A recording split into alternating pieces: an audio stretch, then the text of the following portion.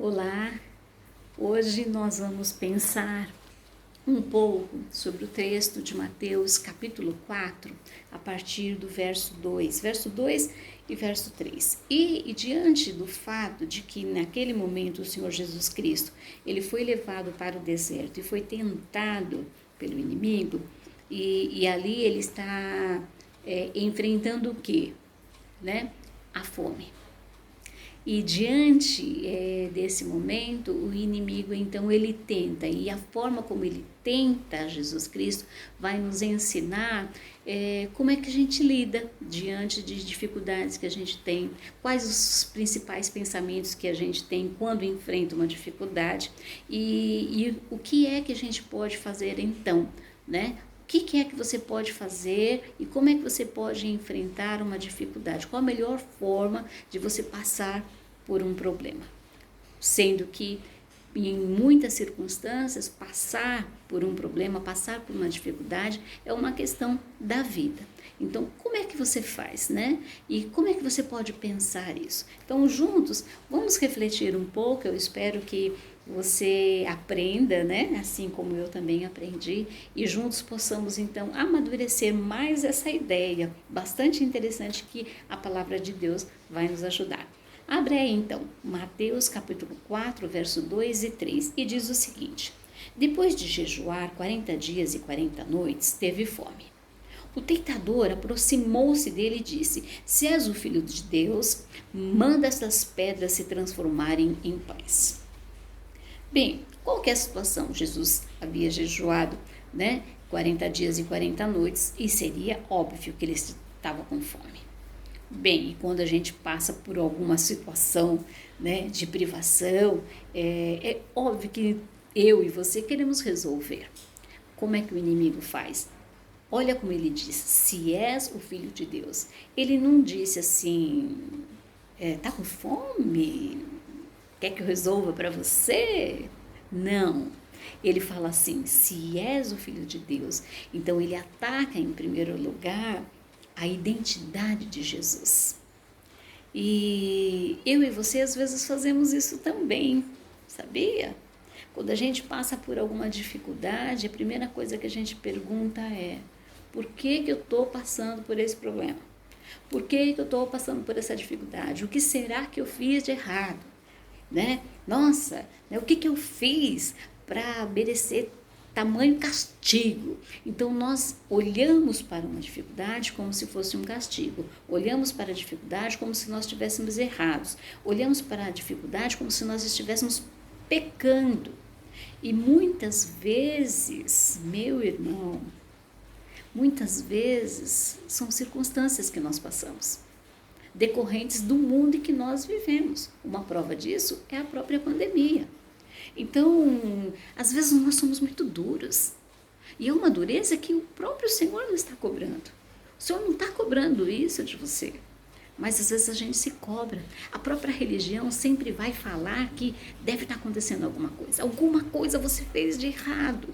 Isso já é tão pesado, já é tão difícil passar por problemas. Ainda vem gente e vai colocando mais coisas nos nossos ombros, pesando ainda mais, tornando aquela situação ainda mais difícil. Como se nós fôssemos culpados por exatamente tudo que acontece nas nossas vidas. E às vezes são apenas circunstâncias. E saber disso pode te ajudar não a superar esse problema, porque a gente vai superar, mas vai te ajudar na forma como você supera esse problema, na forma como você vê e na forma como você sente. Portanto, hoje eu gostaria de que você pensasse sobre isso, porque isso daqui é coisa do inimigo, quando ele pergunta, quando ele coloca em xeque a nossa identidade, quando ele coloca em xeque a identidade de Jesus. Às vezes nós fazemos isso também. Uma outra questão é que quando ele fala se és o filho de Deus, então primeiro, quem que você é? E segundo, quem é Deus? Então, sempre vem esse pensamento assim, poxa, você não é filho de Deus? Por que você está passando por esse problema? Você não vai para a igreja? Por que você está passando por esse problema? Você não ora? Por que você passa por esse problema? Você não lê a Bíblia? Por que você passa por esse problema? E às vezes a gente chega àquele momento que a gente chega a duvidar se nós somos filhos de Deus e se Deus, inclusive, nos ama. Chegamos ao ponto de questionar a própria existência de Deus, devido a uma circunstância que nós estamos passando. A maior prova disso é a morte de alguém que a gente ama, que a gente gosta e a gente não consegue lidar com isso. Então a primeira coisa que a gente pergunta, por que Deus fez isso comigo? Né? Como se Deus desejasse a morte de alguém, ou como se Deus quisesse nos punir. E esses questionamentos sempre vêm, pensando, será que Deus me ama mesmo? Será que Deus quer meu bem mesmo? Porque olha aí o que está acontecendo, eu estou desempregado, eu estou com essa dívida imensa, né?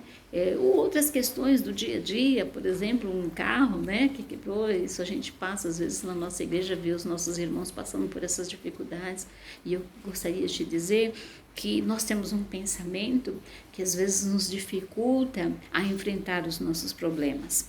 E a gente fica lá em meio ao problema e acaba não resolvendo, porque a gente sempre acha que a culpa é nossa ou a culpa é de Deus.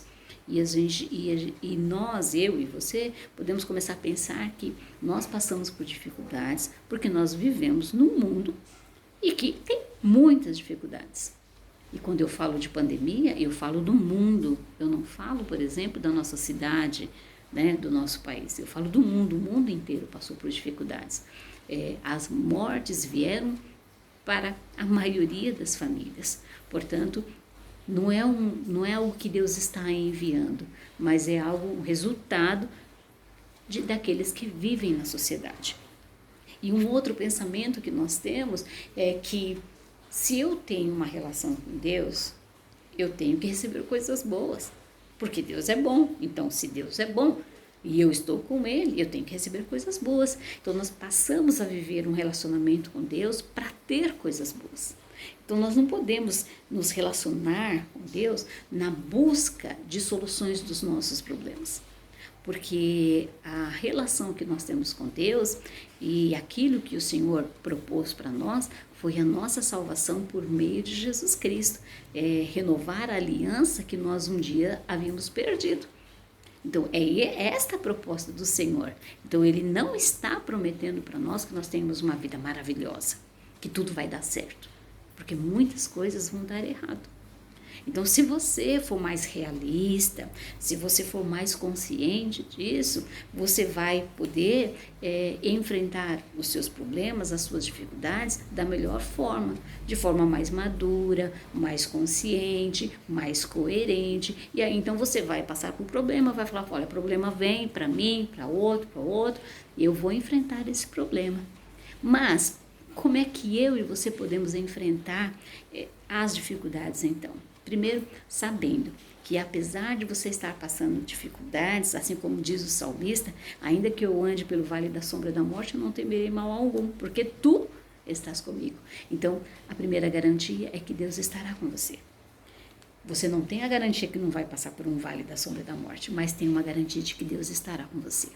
A segunda garantia é que Deus te dará sabedoria, assim como deu para o Senhor Jesus Cristo, para você tomar as melhores atitudes diante de uma circunstância difícil. Então, ore a Deus, peça orientação ao Senhor, peça sabedoria para o Senhor, peça força para o Senhor e direção, que Ele vai te ajudar. Peça sabedoria e Ele dará. Portanto, a proposta de Deus não é que nós alcancemos coisas boas por ter um relacionamento com Ele. Mas a proposta de Deus é que você possa passar por esse problema na companhia do nosso Senhor. Portanto, a minha oração hoje é que você, consciente disso, possa viver melhor o seu dia, possa buscar sabedoria e possa enfrentar as suas dificuldades com maior maturidade. A palavra de Deus está nos tornando cada dia mais cristãos, mais sábios, mais coerentes e, sobretudo, mais calmos. Que o Senhor, nosso Deus, te abençoe. Uma boa noite.